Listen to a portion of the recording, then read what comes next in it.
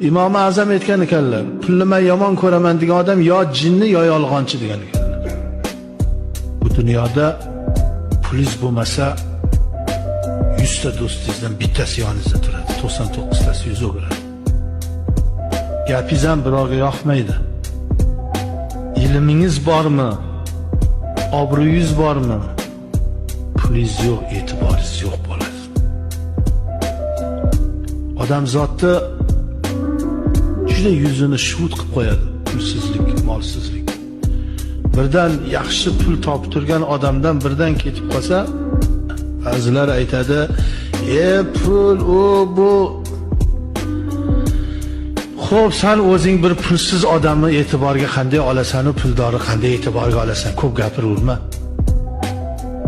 Masalan, bir boyvachcha odamga qanaqa muomalada bo'lasan, u pul so'rab kelgan odamga qanaqa muomala bo'lasan?